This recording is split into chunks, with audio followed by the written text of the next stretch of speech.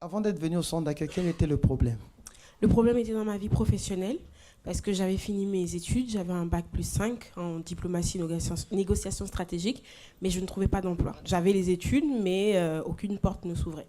Je postulais partout, j'envoyais mes candidatures partout, rien, pas de réponse. On me disait vous avez un très bon profil, mais il n'y avait pas d'emploi. C'était pas de solution. Pendant 2 ans, j'ai cherché un emploi, avant et après en étant à l'église, mais aucune porte ne s'ouvrait. Il y a eu des moments de découragement, il y a eu des moments où je me suis dit, je comprends pas, quoi, c'est pas normal. Et surtout que je me disais, pendant longtemps, je me disais peut-être que je ne vais pas dans le domaine que Dieu a prévu pour moi.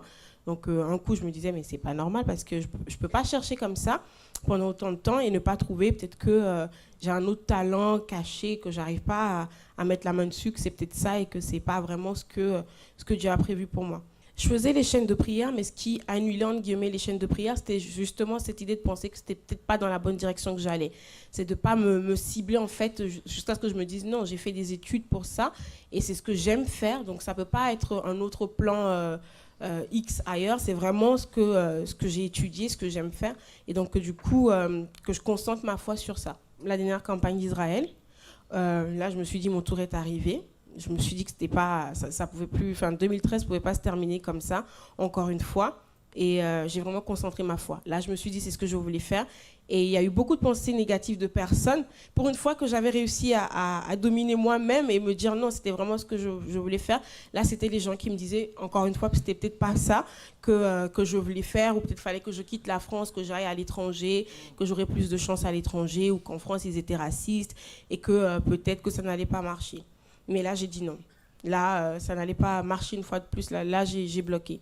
J'ai attaché le diable et j'ai dit non. Ça, je suis en France, il n'y a pas de moyen que j'aille ailleurs. Non, je vais rester là, c'est ici que j'aurai ma victoire. Et je me suis lancée dans la campagne, totalement. J'ai sacrifié. J'ai vraiment mis mon tout sur l'autel. J'ai dit à Dieu, je dépends de toi. Là, je vais voir si vraiment c'est eux qui ont raison ou si c'est toi qui as raison. Donc, je faisais les démarches d'aller jusque chez ma soeur qui habitait 1h30, 2 heures plus loin que chez moi pour postuler, pour envoyer les candidatures, pour ne pas lâcher parce que j'avais mis non tout, mais ce n'était pas fini. J'ai fait, moi, mes démarches à côté et j'ai été bénie. Donc là, j'ai un CDI en tant que juriste international dans une société et c'était un poste qui convenait complètement avec mon cursus. Ce n'est pas aller dans un autre domaine en disant je prends autre chose en attendant. C'était quelque chose qui était vraiment en rapport avec mes études. Donc c'était top. Qu'est-ce que le centre d'accueil représente pour toi? C'est une école de vie parce que ça permet de mettre en pratique la foi, de vraiment... pour moi, c'est une école, c'est une maison, c'est une famille, c'est tout. C'est tout. Il n'y a pas de mot à dire. Que Dieu te bénisse. Amen. Moi, en fait, c'est parce que je devais passer un test d'examen pour entrer en école d'aide-soignante. Oui. Et en fait, cette école est très réputée. C'est à l'USCOV, il y a plusieurs personnes et il faut vraiment être la meilleure. Et en fait, j'ai passé ces tests le 21. J'ai pris mon enveloppe le 18 novembre et j'ai passé le test le 21 novembre. J'étais tellement stressée que j'ai dit, mais c'est la première fois. Et ils m'ont dit que ça va être trop dur pour passer dans cette école-là. C'est très dur. Même il y a une copine à moi qui est passée aussi, qui voulait faire entrer dans cette école. Elle a échoué. Et ça me faisait peur. Mais je dis, mon Dieu, voilà, j'ai buvé de l'eau. Quand je suis stressée, je buvais de l'eau. Ma mère a dit, bois de l'eau, ça va te calmer un peu. J'ai dit, voilà, je suis partie dans ce test-là. Et en fait, ils nous ont donné un sujet en fait à développer. Oui. J'ai développé ces sujets-là. Et quand j'étais assis, normalement on avait 20 minutes pour rédiger tout, pour bien expliquer et faire un résumé. Quand j'ai fini, je suis assise, j'entendais attendre, mon cœur est stressé. Et en fait, c'est que je passais ces tests-là, je me sentais à l'aise, je parlais, j'expliquais le problème, développer tout ça. Et en fait, j'ai dit, ok, d'accord. Ils m'ont dit, pour moi, c'est bon, vous allez recevoir le test dans pas longtemps. Et c'était le 21, je crois que c'était mercredi, jeudi, vendredi, sortais du travail. J'ai dit non, je ne vais pas aller au boîte aux lettres tout de suite parce que j'ai peur d'avoir une mauvaise nouvelle, je ne vais pas ouvrir. Je monte chez moi et après, vers 18h, je vais descendre pour aller chercher mes enfants. J'ai descendu, j'ouvre la boîte aux lettres. Et là, j'ouvre le courrier et j'ai eu la meilleure note, la meilleure. J'ai eu 19 sur 20. 19 sur 20? 19 sur 20. C'est vrai? Oui. Parmi toutes les autres personnes qui ont fait... Les autres personnes, parmi les autres personnes, toutes les autres personnes qui ont passé ces tests-là, j'ai eu 19 sur 20. J'ai dit, mon Dieu, moi, en fait, que je me toujours disais des trucs négatifs sur moi, que j'arriverais pas, c'est trop dur, suite à une parole que mon père m'avait dit. Et là, j'ai dit, mon Dieu, qui suis-je pour me donner 19 sur 20? J'étais tellement stressée, tout ça. J'ai dit, voilà. J'ai dit, Dieu, il est avec moi. Il ne faut pas que je me mette des bâtons dans l'eau. Il ne faut pas que je me rabaisse, au contraire. Ça veut dire que la porte est ouverte maintenant, voilà, pour aller encore plus loin. Pour aller encore plus loin. Bonjour à toutes et à tous. Un excellent début de semaine avec, j'en ai la certitude, la victoire, la conquête au bout de ce chemin. Aujourd'hui, nous allons parler des problèmes. Nous allons vous parler du mot problème. Mais avant cela, accompagner des témoignages de personnes qui ont surpassé leurs difficultés. Quand je suis arrivée au centre d'accueil, ma vie j'étais perdue, j'étais complètement désespérée, je ne savais pas quoi faire. Je n'avais pas de direction pour ma vie. Et j'avais une vie complètement détruite, j'avais tout perdu, le mariage, la maison...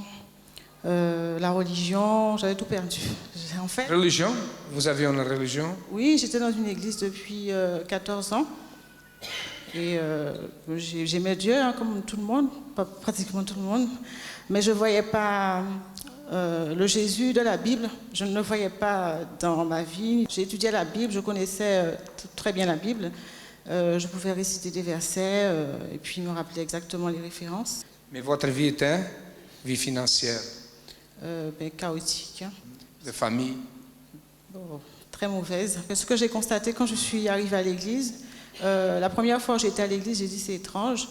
Ce que j'ai vu dans la Bible, Jésus chassait les démons, tout ce que Jésus faisait, je vois ici. Donc je vais revenir. Ça m'a paru, ça m'a interpellé beaucoup parce que je lisais la Bible, donc je connaissais les histoires, donc mais ce que je lisais dans la Bible, je ne le voyais pas en fait. Je disais mais pourquoi je ne vois pas ce qui est marqué dans la Bible? À quoi ça sert de lire la Bible? Si c'est écrit, ça doit exister. Donc quand j'ai commencé à voir que ce qui est écrit dans la Bible, c'est ce qui est enseigné au centre d'accueil, j'ai continué à faire les chaînes de prière et donc j'ai commencé à voir plus clair. Un changement dans ma vision et à vouloir pratiquer cette foi. Je suis arrivée endettée parce que je travaillais, donc j'avais engagé des crédits avec mon ex-mari. Et déjà, je suis restée avec toutes les dettes et je vivais avec un découvert de 2000 € constamment, donc qui se renouvelait chaque mois. Quand je suis arrivée, j'ai fait la première campagne d'Israël. J'étais déjà à découvert, j'avais déjà plein de problèmes financiers, je n'avais pas de maison, j'étais avec les 3 enfants et je ne savais vraiment pas quoi faire. J'étais complètement perdue. Donc j'ai dit, je vais y aller, je vais faire la campagne d'Israël parce que j'ai rien à perdre. Si il y a la seule personne qui puisse changer ma vie, c'est Dieu. J'ai fait le sacrifice. J'ai fait le sacrifice, tous les sacrifices qu'il fallait faire. Et je voulais changer de vie, mais je ne savais pas comment faire, je ne savais pas quelle direction prendre. En fait, le pasteur ne m'a pas donné l'enveloppe, j'ai préparé moi-même une enveloppe, parce que quand je suis arrivée, la campagne d'Israël, je n'ai pas bien compris, mais ça avait déjà commencé. Je ne sais pas à quel moment le pasteur a donné les enveloppes, mais moi j'ai pris une enveloppe et j'ai dit je vais sacrifier. Dieu a répondu à ma requête, il m'a donné une direction pour ma vie et j'avais plus de doute. Ma vie n'est plus pareille. Déjà, j'avais pas de maison, j'avais rien, j'étais on va dire presque dans la rue. Aujourd'hui, je travaille pour moi-même. Vous avez une entreprise? Oui, j'ai mon entreprise individuelle, j'ai une SARL et une autre entreprise à côté. Deux entreprises? 3. Il y en a une troisième que je commence à développer. 3 entreprises. Et vous avez des maisons déjà? Entre-temps, je n'avais pas de maison où habiter, j'étais logée. Donc, à la suite d'une campagne, Dieu m'a donné en une semaine un appartement. Après, j'ai déménagé pour habiter ici à Cergy, dans un pavillon, dans un domaine. Et là où je suis, moi, je n'ai pas la condition aux yeux de l'homme d'y être. Donc je dis que Dieu m'a mis là pour glorifier son nom, pour lui. Parce que campagne après campagne, mon objectif c'est glorifier Dieu.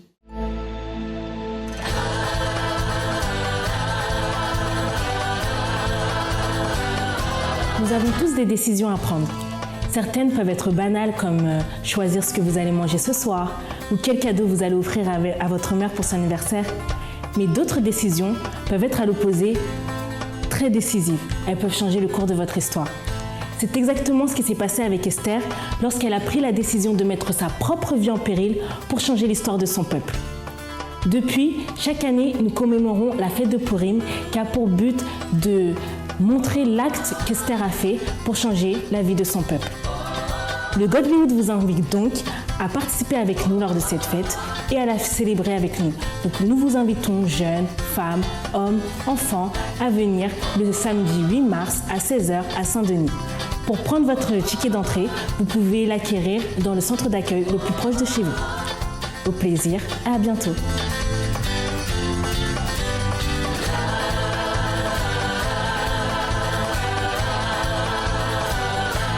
Moi, je suis née dans une famille très perturbée et ma mère, la chose que je me souviens, c'est que ma mère, elle cherchait toujours une excuse pour accuser mon père. Donc mon père, il sortait, que ce soit pour travailler ou que ce soit pour faire n'importe quelle chose. Et à chaque fois qu'il rentrait, ma mère jamais lui regardait en souriant, elle a toujours accusé et des fois, même si lui, il n'y avait pas d'indice comme quoi il était en train de la trahir, elle a salissé sa chemise de rouge à lèvres pour lui dire que c'était lui, qu'elle était avec des femmes et tout.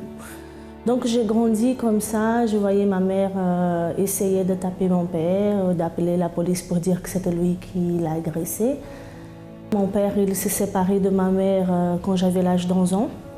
Donc je suis allée habiter avec une tante, j'ai resté 6 mois et j'ai pas supporté rester là-bas plus que ça parce qu'elle aussi, elle ne vivait pas bien avec son mari. Je suis retournée dans ma ville où je suis née et ma soeur, elle était enceinte, elle avait 18 ans, elle était enceinte et moi j'ai resté là-bas pour habiter avec elle. Par contre, elle était aussi mère célibataire. J'ai grandi comme ça, après j'ai terminé le lycée et je ne réussissais pas à trouver du travail. Donc j'étais toujours obligée de faire du ménage.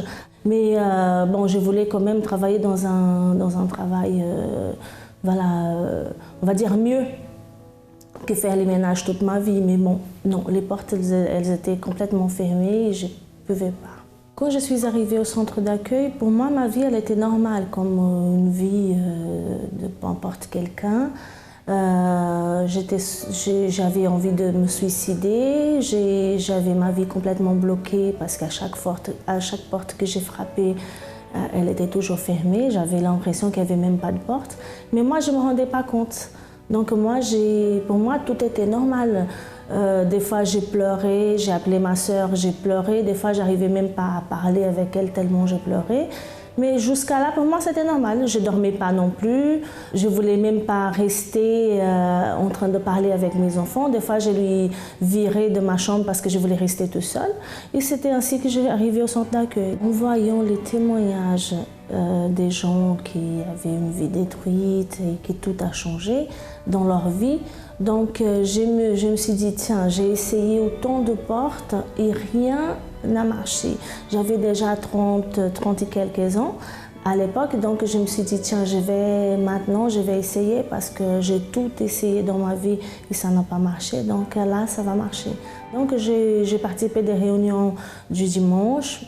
Je commençais à venir le vendredi aussi pour que ma vie, elle se débloque. Après, j'ai commencé aussi le mercredi et je remarquais que déjà je dormais, déjà j'ai arrêté avec mon envie de me tuer. Et les choses, j'ai commencé à respirer, on va dire, parce que là, je commençais à me rendre compte que vraiment, j'étais pas bien et que c'était pas normal ce que j'ai ressenti. Depuis la première campagne que j'étais là dans le centre d'accueil, ma vie, franchement, elle a sauté, mais quelque chose qui est grande, parce que Toute ma vie, j'ai essayé d'avancer et je n'ai pas réussi. Et en participant de la campagne d'Israël, la première chose que j'ai réussi, c'était payer une dette, une grosse dette que j'avais. Après, j'avais aussi envie de travailler pour mon compte en France, mais c'était un peu compliqué. Donc, j'ai réussi à avoir des idées pour pouvoir avancer. Donc, j'ai changé, j'ai fait la VAE d'un diplôme que j'ai. Donc, et tout ça, campagne après campagne. J'ai réussi enfin à ouvrir ma première entreprise en France. Donc j'ai ouvert cette entreprise. J'ai réussi aussi à payer un terrain que j'avais au Brésil, que j'avais du mal à payer. Donc j'ai payé ce terrain. Après, on a acheté aussi une maison là-bas. Mon mari aussi, il a changé son entreprise. Il a passé à avoir une société. Et moi aussi, dernièrement, j'ai changé aussi du local. J'ai pris un local plus grand pour mon salon de coiffure. Donc aujourd'hui, j'ai un local plus grand et je peux encore plus développer mon salon de coiffure parce que c'est ce que je veux en fait. C'est développer encore plus, de pouvoir faire plus de choses et toujours en sachant qu'à chaque campagne que je participe, c'est une nouvelle idée que Dieu me donne. Je rajoute tout ça dans ce que je sais faire. Et à chaque fois, j'ai que de victoires. La campagne d'Israël, c'est la certitude qu'en participant de la campagne d'Israël, tout ce qu'on veut, c'est possible. Lorsque la personne parle de problème, lorsqu'elle dit « j'ai un problème », qu'est-elle en train de vouloir dire? Lorsque vous allez dans le dictionnaire voir la définition du mot « problème », par exemple sur Internet, vous allez voir que la première définition qui apparaît est « difficulté », « ennui ». Et la seconde définition qui apparaît au mot « problème » est « question à résoudre ». Et voyez que les deux définitions du mot « problème » ont un impact différent dans la vie de la personne. Lorsque nous pensons à une difficulté, lorsque nous pensons à un ennui, immédiatement cette pensée tire notre esprit, notre volonté vers le bas. Encore un ennui, encore une difficulté, encore une facture à payer, encore une réponse négative, encore un non, encore des dettes qui s'accumulent. Et la personne, par le simple mot, par la simple pensée du problème, se retrouve découragée, se retrouve perdue, angoissée, se retrouve désorientée. Mais lorsque vous prenez le mot « problème », non pas comme une difficulté, comme un ennui, mais comme un problème à résoudre. Est-ce que vous vous souvenez, lorsque vous alliez à l'école et que, principalement en primaire, lorsque le professeur donnait ce problème de mathématiques, vous vous souvenez de ces problèmes à résoudre? Il y avait toujours une excitation de la part des élèves, de vouloir résoudre le problème, de vouloir résoudre la question, d'être le premier, une sorte de compétition.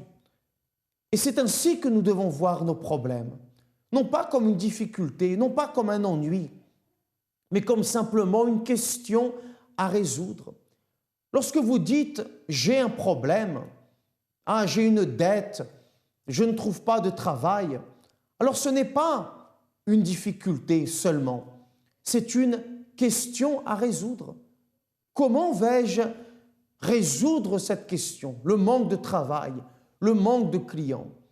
Donc vous créez en vous un esprit de compétiteur, vous créez en vous un esprit qui a faim, qui a soif, qui veut se surpasser, qui doit se surpasser. Et alors vous avez la condition de résoudre le problème, parce que vous avez trouvé la solution à la question qui était posée. Christ, dans sa parole, dit que l'œil est la lampe du corps. Si notre œil est bon, c'est-à-dire si notre état d'esprit est bon, tout notre corps s'illumine, c'est-à-dire notre vie s'illumine. Lorsque vous voyez le problème comme une question à résoudre, vous créez en vous un esprit positif qui va vous permettre de résoudre ce problème et d'illuminer votre vie, d'avoir le succès, de réussir. Mais si ton œil est mauvais, alors tout ton corps sera plongé dans les ténèbres. Lorsque pour vous, problème est synonyme de difficulté, d'ennui, vous vous laissez gagner par le découragement, vous vous laissez gagner par l'angoisse, vous vous laissez gagner par les complexes. Et alors là, vous n'avancez plus. Aujourd'hui, lundi, dans la conférence d'orientation professionnelle, vous pourrez apprendre à motiver votre intérieur pour conquérir de grandes victoires. J'étais malade de l'hépatite B. Hépatite B. Hépatite B. Pendant combien de temps? 20 ans. 20 ans. Oui. Et vous étiez guéri? Oui, les médecins m'ont dit qu'il était vers le niveau de développer l'hépatite C. Donc j'ai connu l'église en mois d'août 2008. Ok. Et en décembre, il y avait eu les propos de campagne d'Israël.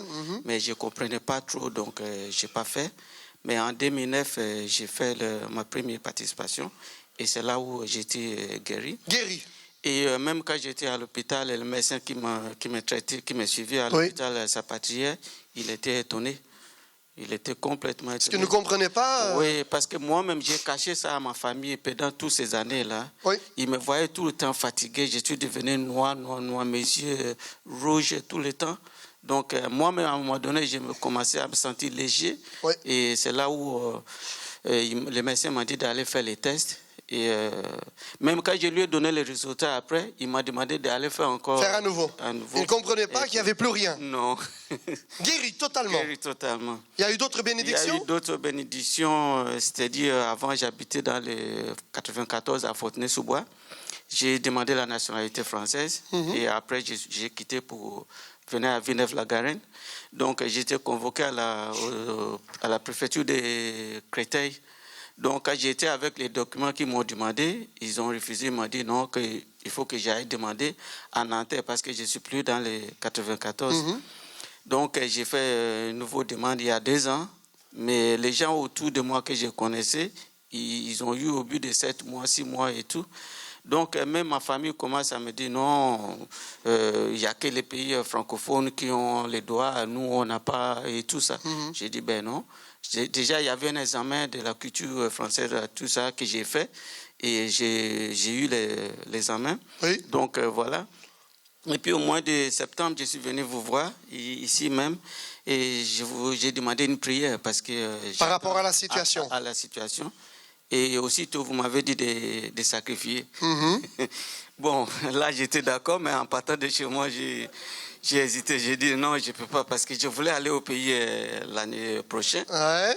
Mais je sais que, comme à cause d'une bêtise de mon père, j'ai été obligé de demander l'asile politique. Donc, je ne peux pas entrer chez moi directement. Et à chaque fois, je suis obligé de passer par les Togo. Et les douaniers, à chaque fois, ils bouffent tout que j'ai caché, tout ça. Donc, je me suis dit, bon, je vais essayer. Mais tout le temps, il y avait quelque chose qui me dit, non, si tu fais, tu ne peux plus y aller. Et puis, jusqu'à jeudi dernier, en venant du travail... Jeudi dernier, j'ai déposé mon sacrifice lundi. Et jeudi, j'ai ouvert la boîte. Et j'ai vu l'enveloppe ministère de l'Intérieur. Et là, le cœur, là, battait fort. Oui. Il y avait au moins 4 ou 5 lettres que j'ai pris. Oui. J'ai choisi d'ouvrir ça d'abord. Donc, aussitôt, il n'y avait même pas devant l'ascenseur, il y avait juste une petite lumière. Et comme je ne voyais pas bien, j'ai fait comme ça. Et là, vous avez lu? Là, j'ai lu, monsieur, j'ai le plaisir de vous informer que vous avez acquis la nationalité française. Vous avez eu la victoire. Et là, Avant de venir au centre universel, je travaillais, je dirais que j'avais un très très bon salaire, mais malgré ce bon salaire, je n'arrivais pas par moment, je dirais pratiquement tous les mois, j'étais à découvert, je n'arrivais pas non plus parfois à payer ma carte orange. Et ce qui fait que c'est comme si je n'avais jamais travaillé, alors que j'avais un très très bon salaire. je vivais une vie, je dirais, bon, comment je vais dire ça, une vie avec une carapace, c'est-à-dire que l'extérieur, j'étais bien habillé, mais au fond de moi-même, c'était une autre vie, étant donné que je me posais beaucoup de questions, des soucis, des angoisses. Je me disais, c'est pas normal que je travaille, que je n'arrive même pas à payer ma carte orange, ce qui fait que je dirais que c'était une vie gâchée, voilà. Une vie gâchée, d'autant plus que je me suis marié, il y avait toujours des disputes et des engueulades, on a même à un moment donné parlé de divorce. Voilà, ce qui fait que bon, je travaillais, j'allais au travail, j'avais un très très bon salaire, d'autant plus dans le secteur où je travaille. Dans la structure où je travaille, je dois avoir le deuxième meilleur salaire, mais malgré cela, je n'arrivais pas à joindre les deux bouts. Ça devenait très difficile, ce qui fait que de temps en temps, j'étais obligé de demander qu'on me prête de l'argent, je veux dire à mon frère, à ma famille, et puis ça faisait tache d'encre dans ma vie aussi bien professionnelle, parce que bon, il se posait les questions, il dit, attends, je ne comprends pas, Jean-Claude il travaille, il n'arrive même pas à se payer sa carte orange.